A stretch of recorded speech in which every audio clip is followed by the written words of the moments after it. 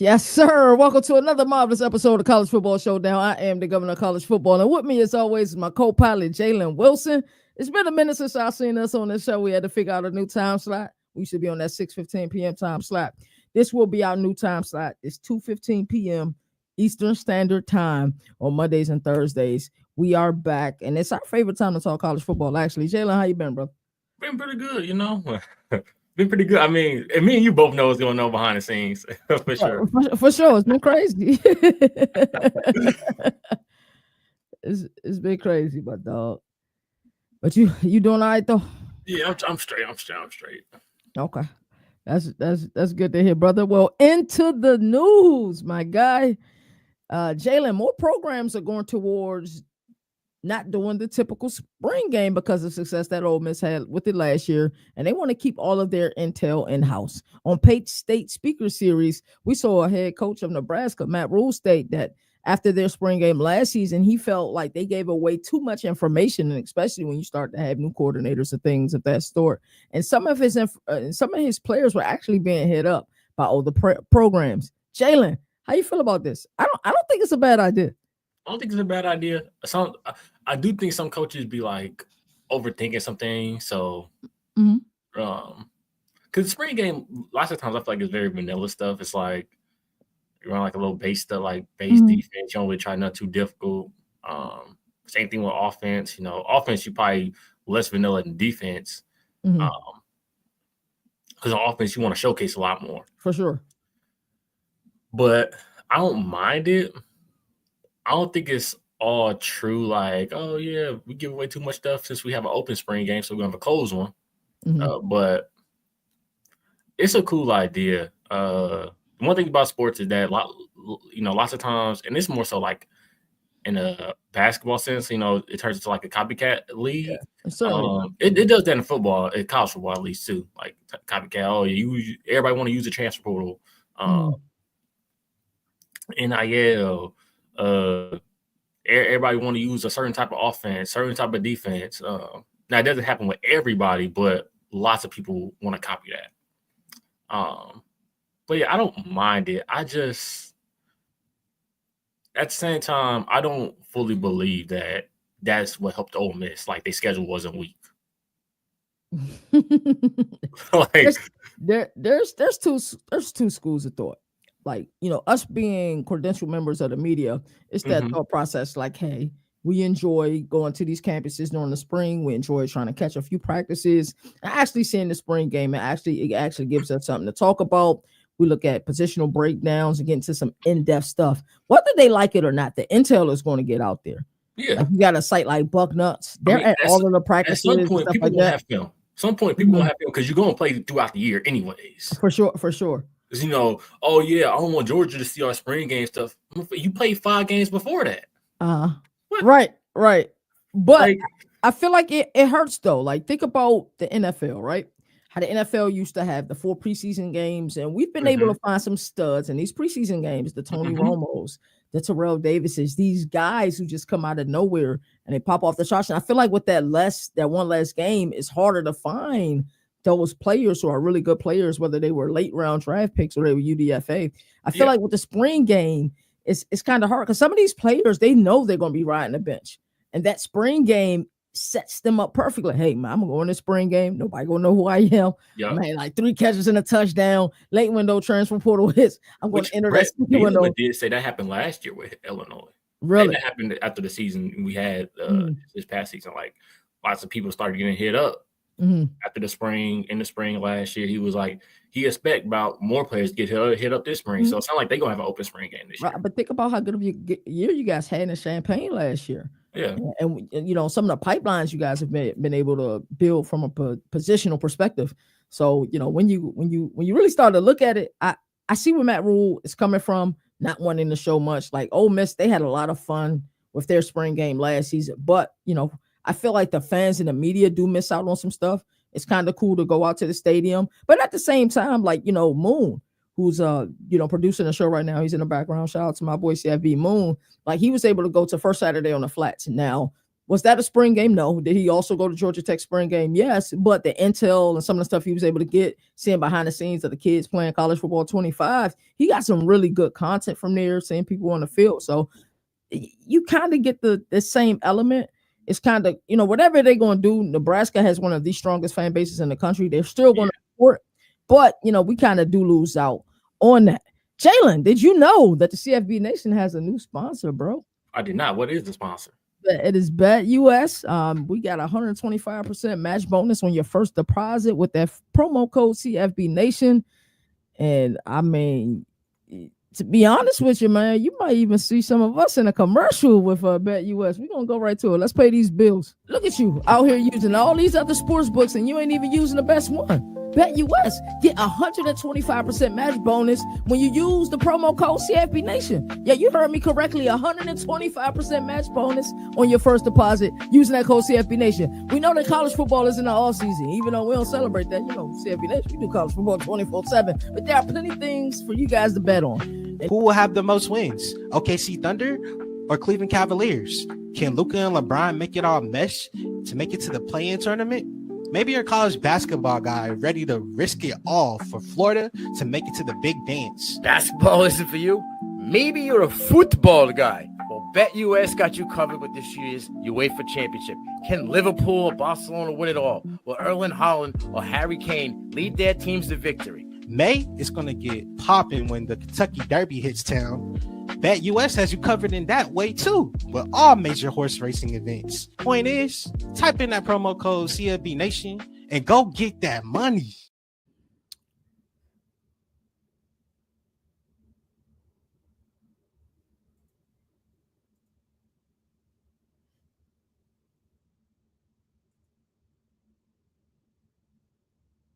So definitely shout out to our proud sponsors, BetUS. We are happy to have them here. So, Jalen, let's get into our next segment. In other news, the inaugural 12-team playoff was an overall success. And I think the sport really came to the national stage. I've seen a lot of people like on Twitter and other social media is really talking about the college football playoff this season.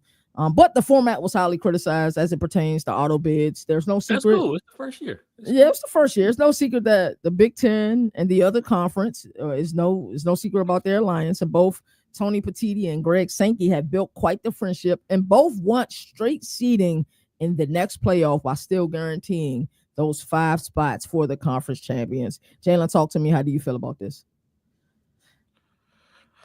I don't mind it. I do think that it shouldn't be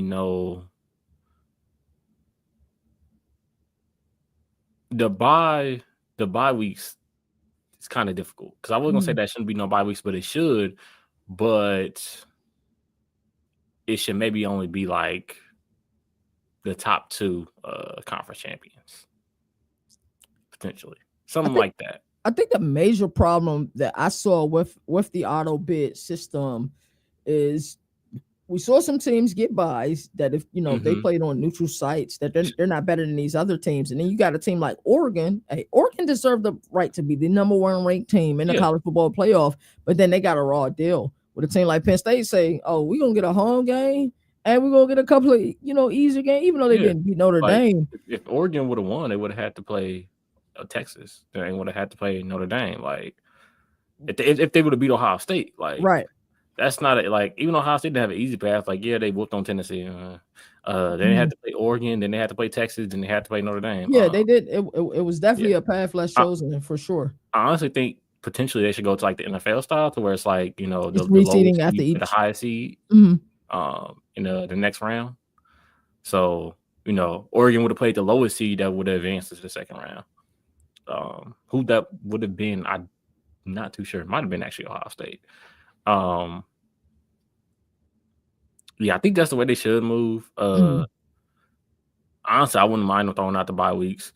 I don't know. I didn't enjoy the first week of the college football playoff because it was a lot of blowouts. Yeah, blowouts. And that was probably to be expected with some of these home field advantages because some of these home field advantages, and it showed how big of a difference a home field advantage is in the NFL versus a home field advantage at the collegiate level. Because some of these stadiums are just crazy. Maybe it was me. I didn't get a college football playoff vibe from like that first week. You didn't? You get some of the second week. Like I was like, it's cool. I know it's college football playoffs. That's kind of a lot of college basketball on too, Jalen. So yeah.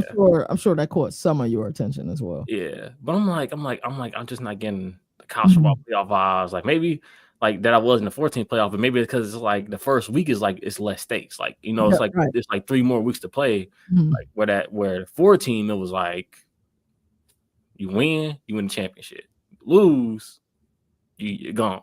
That first week it's like, oh, you win, then you play in another bowl, then you play in the bowl game. Win again, you play in another bowl game. Win, then you finally in the national championship. Yeah, it was weird to me. Like I didn't get like a full college football playoff like vibe that I used to, but maybe it's just somewhat because of the blowouts and everything. Yeah, it was. I wasn't that entertained by it, honestly. Like, if you told me somebody was like, "Hey, should I watch the 12-team college football playoff like a rewatch because I missed it because I was in a coma for a year," I'd be like, maybe some games, right? Like some pivotal moments, some highlights. Yeah, maybe not. I'm like, I don't think it was a game. Maybe outside that Texas and Arizona. It was a couple games. That Texas Arizona State game. Yeah, Texas Arizona State game. I'd be like, okay, you probably want to rewatch that. That Clemson and Texas game was good as well. I didn't care for that game. You didn't? I feel like Clemson was kind of playing not to lose. Nah, they was playing like they was kind of scrapping back for most of that game, and it was kind of like they couldn't stop Texas, and Texas. Right. Yeah, they certainly had opportunities. While it didn't come to fruition. Yeah, but I'm like, it wasn't too many games where I'm like, man.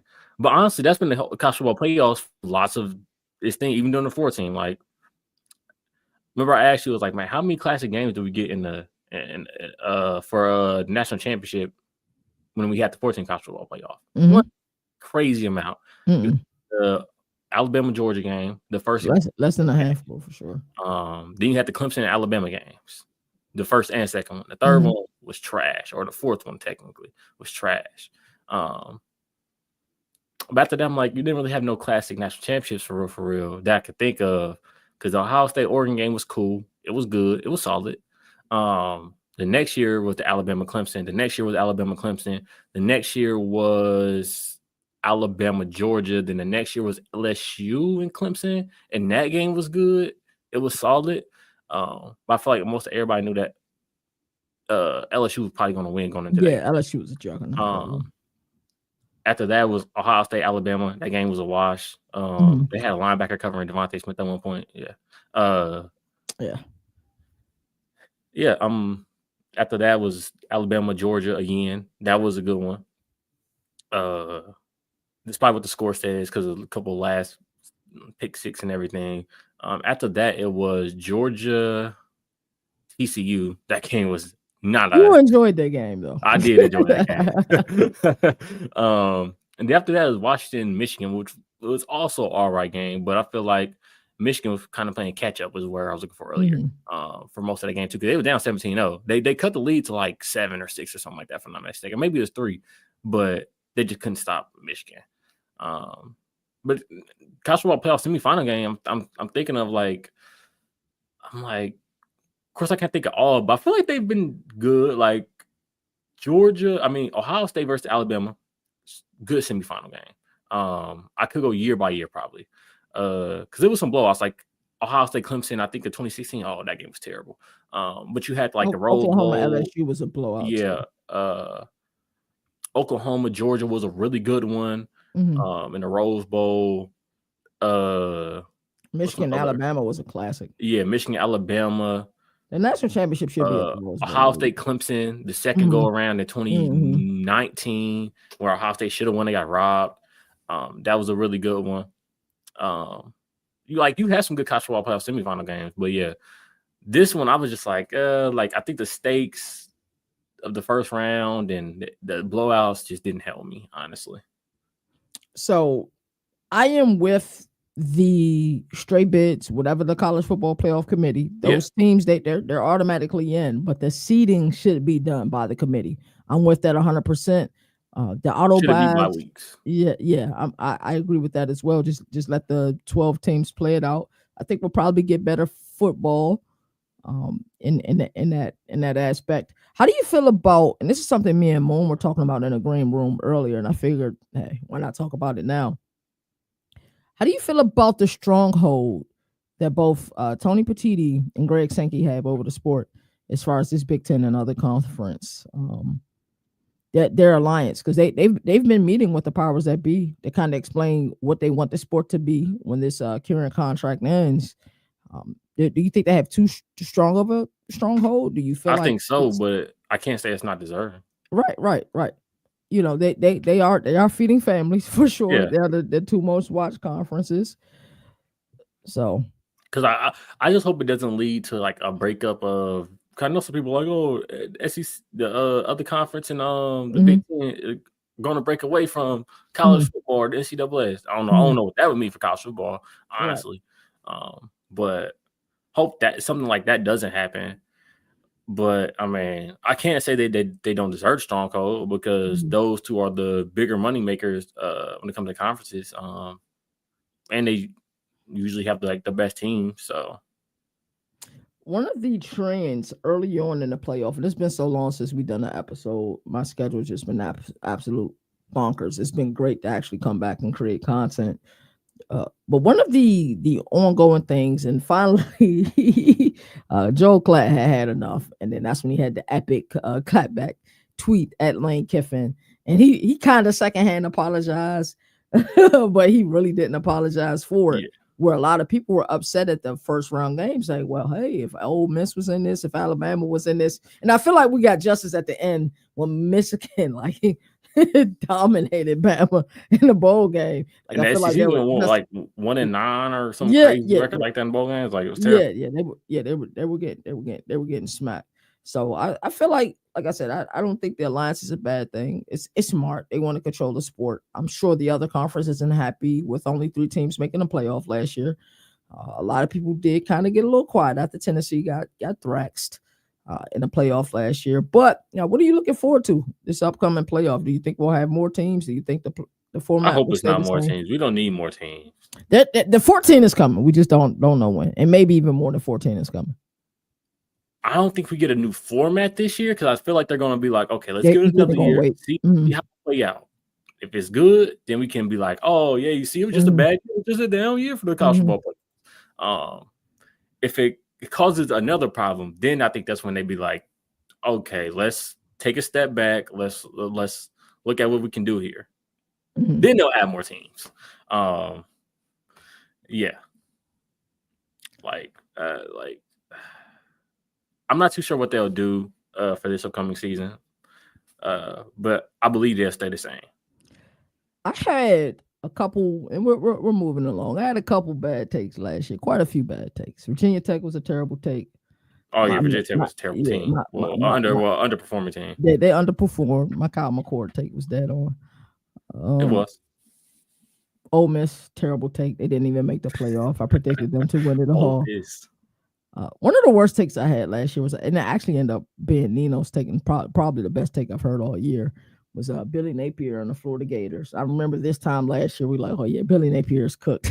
There's no way he's going to get through that. He was on a hot seat through the first 4 or 5 weeks of the season. I mean, they came out and did essentially what BC did last year. We're letting them know, like, hey, they intend on firing them, and then they DJ Lagway enters, and then they were able to start winning some games, and ultimately the Ole Miss game is really what kept.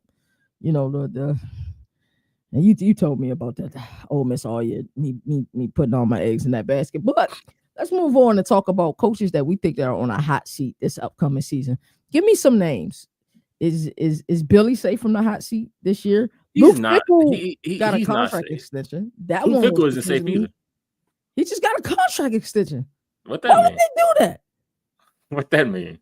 That means you go in and stink it up. You're gonna get fired. You might get fired, bro. Like, right. And I'm a Luke Fickell guy, but it that football in Madison just don't look the same. It just doesn't. So who are some of the guys that are on a hot seat, and based on maybe schedules you've seen, you think, okay, yeah, this guy might be done. Like Sam Pittman. I've been trying to save Sam Pittman for years. Yeah, Sam Pittman might. That Arkansas schedule is rough, bro. I don't see Sam Pittman surviving after this year, bro. They weren't terrible last year, but it was like how do I explain it? They were underwhelming for some games. Mhm. Some games they showed up, some games they didn't. Honestly, Kalen DeBoer, to me, should be on the hot seat. Why not? Wow, I like this one. Why not? Like, please explain why is Kalen DeBoer on the hot seat? I mean, you look at some of the losses this year, right? Oklahoma was terrible. That was a bad loss. Yes, that was a bad loss. The Michigan Bowl loss. That was bad too. Oh goodness, they beat Georgia. What was the other team they lost to? They lost Vandy. Yeah. Vandy was now they weren't a bad team, but it's like the standard that Alabama was right. Just didn't seem to be that this past season. And I get, hey, it's his first year. Gotta give him some leeway. But I was just disappointed. I was just disappointed. He refused to pull Jalen Milroe. The offense at times wasn't clicking. Sometimes the defense wasn't clicking. So what's failure in Tuscaloosa is different than failure would be in Blacksburg, or failure would be somewhere else. Yeah. So what's failure? You think like it's a bad year if Alabama finishes like 7-5. Do you think they could go like 7-5 this season? I don't think they can go 7-5, and I don't think they will go 7-5. Okay. What will get them fired? Another 3-4 loss season. Damn. Well, he had. I don't know if you heard. Well, I don't know a 3-loss season get him fired. 4 loss, and if it's like a 3-loss 2 or 3 bad losses, no playoff. Yeah, could possibly get him fired. I don't know if you heard the news. He's really tightening things up in Tuscaloosa. Didn't you just hire Ron Grubb? Yeah, he hired Ron Grubb. I haven't been a fan, and this is no disrespect to Nick Sheridan. Wasn't a fan of Tommy Reese either. But Grubb is a proven guy, a guy that the board trusts, but also like some of the rules and stuff that he's initialized down there. He might have been a little bit too soft on the players last year. But yeah, I mean, that's a football town. So he's gonna, and he's following the go, bro. So it's gonna be difficult. Give me some other guys you think that are possibly on the hot seat this year. I mean, Billy Napier isn't clear. Because it was like, he saved the season, but it wasn't like he wasn't on the hot seat at some point last season. Yeah, he absolutely was. He kind of just, cooled the seat down a little bit. It's like he's not entering the season on a hot seat, but things can get hot fast. Yeah, like if they would start out the season struggling, then it's like, a 2-3. Then it's like, okay, now you right back on it. You right back where you was last year. I don't think his job is safe. Let's play a game. I'm gonna name some names. Go ahead. Start with Luke Fickell. Hot seat. Jonathan Smith. Hey, I get the extension, but hot seat. Jonathan Smith, hot seat as well.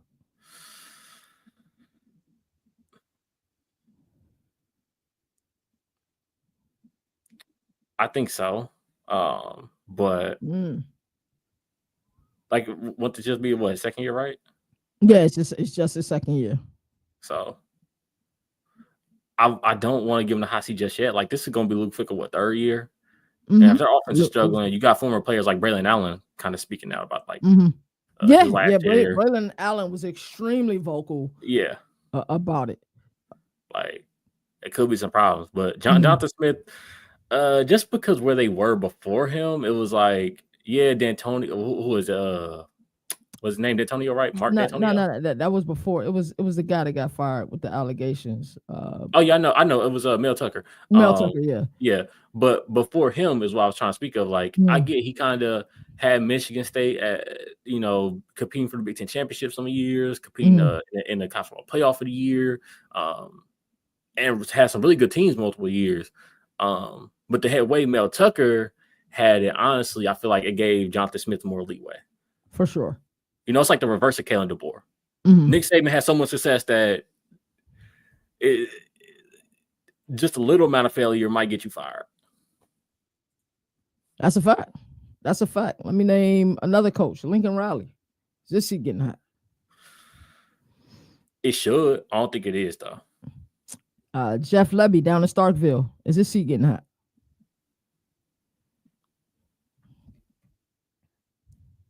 It's hard to tell. I think they could be flirting with bowl eligibility this year. We was looking at their schedule.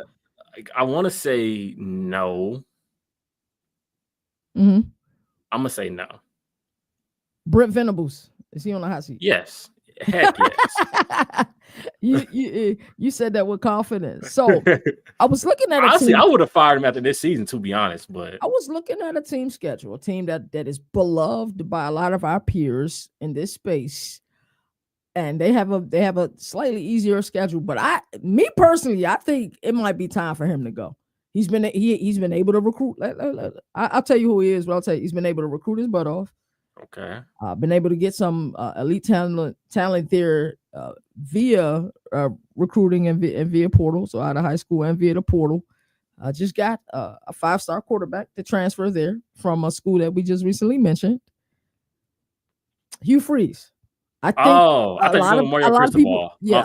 lot of people love Auburn. I think this could be the year for Auburn, just based on what they've been able to do, how they've been able to recruit, and that their schedule. Granted, there are no friendly schedules in the other conference, but they have one of the more friendlier schedules. Is our friend Hugh Freeze on the hot seat? What was he his first season? Because last year was he 5-7? Last season, I don't think they were bowl eligible last year. Yeah, I don't think they were last year either. I think they were 5-7 last year. And if you watch some of their games last year, some of them were hard to watch. Like that Arkansas game last year, really, really hard to watch. But both teams were bad. Yeah, they were 6-7 and 5-7. So they were 6-7 so first year, and then last barely year bowl eligible without winning a bowl game, and then last year wasn't bowl eligible. 3-5 in conference play and 2-6 in conference play. That says a lot. Yes. So is Hugh Freeze? Honestly, I'll put him on there. You'll put him on there? Yeah. That's interesting. That's really interesting. I'm trying to think of any other coach. Brent Pry. Is Brent Pry on the hot seat? Because I think Virginia Tech is underwhelmed, bro. I'm sorry. Virginia Tech. They did. And that might have been like the year that's like, man, like that could have been the year. The ACC was for the taking. Yes. Can I tell you something? Can we just go off script like we always do for a second? Go ahead. All right. So we talk about Louisville on Reaction Monday. It was a great episode. Nino was on there. Moon was on there. Boomer was on there. There was some heated moments. I love the show for that because it's just like me, you and I have heated moments on here from time to time. We were talking about Louisville and we were talking about, Coach Brom and, his success, what should it be attributed to? I was looking at Louisville, right? And now I'm starting to kind of get my predictions in order. Spring is when, I kind of wait. And then after I see fall camp, then I know who I think is going to win it all. Because if you remember earlier last year, both of us said Ohio State will win. And then we changed our picks as it got to fall camp. And we started seeing some things were coming out of Columbus. Both of us changed our pick. I went with Ole Miss and then you went with Georgia, right? Yeah. So won it all last year. Actually, my picks changed throughout like some weeks because Texas and then Texas freaking stunk it up and Georgia stunk it up. And then it was like, oh yeah. Then I was like, probably Oregon, Ohio State at like near the end. I was like, it's Oregon, Ohio State. I got Louisville winning the ACC this year. And that may change. I got into fall camp for that to change. But I was looking at what they've been able to do. I love their coach. They're a difficult team to beat in Louisville. They travel well. But how do you feel about Coach Brom? You've met him in person. You've been to ACC media. You've been able to talk to him. How you feel about Coach Brom, bro? He's cool. Why you say like that? Me and him had a moment, Yeah. Just like I had a moment with Mario Cristobal after defending Mario Cristobal during the entire event. I asked him a question and he act like he doesn't understand English. So, I mean, are you asking like about a hot seat? Because I don't think he should be on the hot seat. No. I don't think he's on the hot seat at all. Just how you feel he's done with that program. He's been good for them. Job? Okay. What they didn't reach college football playoff last year, but like they went 10-4, reached the ACC championship game, right? They lost to Florida State. That was the year before, and they had a good season last year, and they had some losses. They were 9-4 last season. 9-4, 8. They either had 9 wins, 10 wins, 8 wins, somewhere in between 8 and 10. but like I like him. He's a pretty good coach. He was good at Purdue. He was. So I'm a fan of his. I think they got Miller Moss now at QB. Yeah, I really like that pickup. I like him better than Tyler Shuck, even though Shuck was good in Louisville, and I also like him better than Jack Plummer, who was in Louisville the year before that. I really like that team. So I just wanted to speak on them real quick. I hope he lands like a stud transfer portal quarterback, because Miller Moss ain't a stud transfer portal quarterback. You don't like Miller Moss? He's cool. You don't think he's better than Shuck and Plummer? And don't mean he's for both of them. Yeah, but I wouldn't put him in like a. He cool. But honestly, he might be better than both of them, but he can join the conversation with them. Yeah, for sure. Like, for sure. He can certainly have a seat at the table. He can certainly have a seat. I don't know. I like Miller Moss. Me and Moon had an opportunity to see USC live last year, game in College Park versus Maryland. Mm-hmm. One of the things that really stood out to us was that every coach I've seen on the sideline have a big play call sheet, and Lincoln Riley's was probably about that big. Yeah, I remember you saying that. Yeah, it was crazy, and that's when I knew. There's certain things you see from the field that you're just not going to capture on TV. Lincoln Riley deserves to be on the hot seat. He's not. You think Lincoln Riley deserves to be on the hot seat? Yeah, but USC some punks, so they're not going to really want to fire him at. Nah. He recruits pretty well, and yeah, they're gonna try to bring that up, but yeah, it'll be hard to fire. But I mean, he'll have a job the next day. Producer Moon, let's pay some bills, man.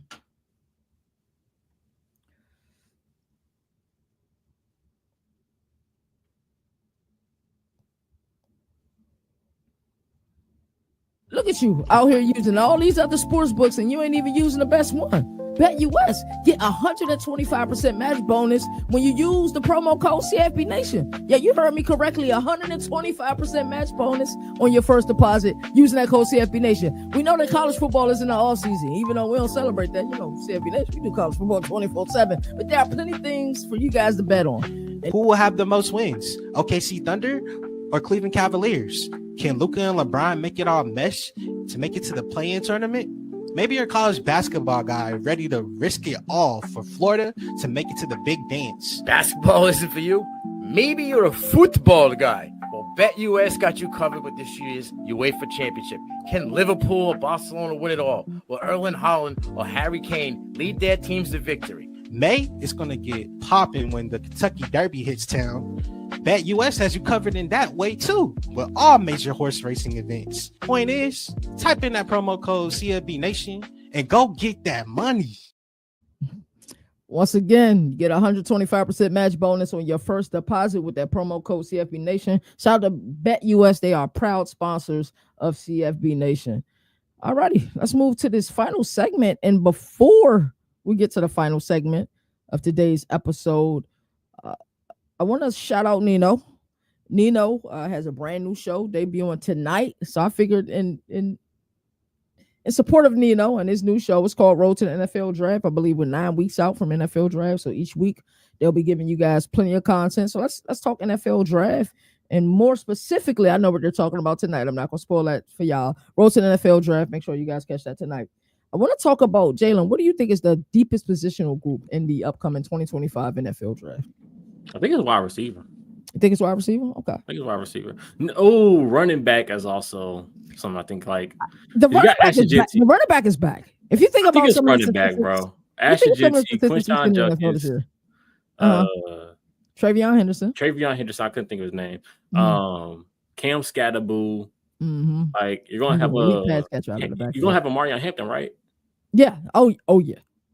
Like I've seen some mock drafts project 3 running backs in the first round. I said, whoa. Yeah. Oh man, I can't think of any other. Is Cal running back in the draft? Jaden Knott. Yeah. Producer Moon, you know if Jay Knott declared? Like you look at this running back class, it's a pretty deep. Like honestly, people want Ashton Jitty first round. Honestly, if I'm a GM, I'm like Ashton Jitty ain't no must miss prospect or is he generational? Can't miss. No, that's why I wouldn't draft the first round. I'll be fine picking Travion Henderson, Quinshon Judkins, or Marion Hampton, somebody like that in the first round. Like I'll be fine. I'll be fine. And people could compare. Cam Scatterboo to Peyton Hillis. He just waiting to be running back, bro. That's the only comparison. That's a lazy comparison, bro. That's a super lazy comparison. So yeah, you said Mike Allstott. Like, okay, bro.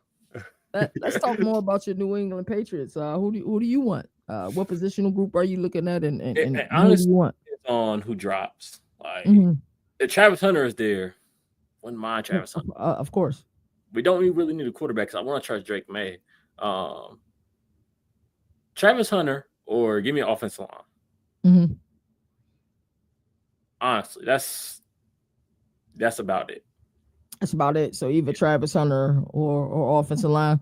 Jalen, let everybody know what you've been working on, what you got coming up as we're about to close out this show. Oh yeah, I'm probably uploading like right after we get out of here too. Yeah. Biggest what is in NFL history. Might do one for college. Might do one for college too. So yeah. I gotta see some what is for college. Like I know Randy Moss might be one. Yeah, biggest what ifs for NFL. I'm interested to see that. And what time will that be coming out tomorrow? Oh, it's coming out today. It's coming out today. Okay, so I definitely be watching. A little bit after we get off. I'll be watching that. I know my boy Moon's about to be streaming soon. I told y'all we got a road to the NFL draft tonight with Nino. Super excited about that show. Get used to seeing us again. Had a hiatus. Trust me, it was out of Jalen's control. It was out of my control. Yeah, my boss just changed the schedule. Without all my life, he couldn't control it. It was like, her boss changed the schedule. So right. But we got it all figured out. So we're back at this time slot. And I like the midday time slot. 2:15 Eastern Standard Time, Mondays and Thursdays. We'll be back. Shout out to producer Moon for holding it down in the background. I think he's about to stream. Make sure y'all go check that out. As I always like to say, there are no more victories in a sport that survive in advance. That's why college football has the greatest regular season. And until next time, y'all already know what it is. Take care. One. And also, don't forget, BetUS, 125% match bonus on your first deposit with that promo code CFB Nation. Shout out to BetUS.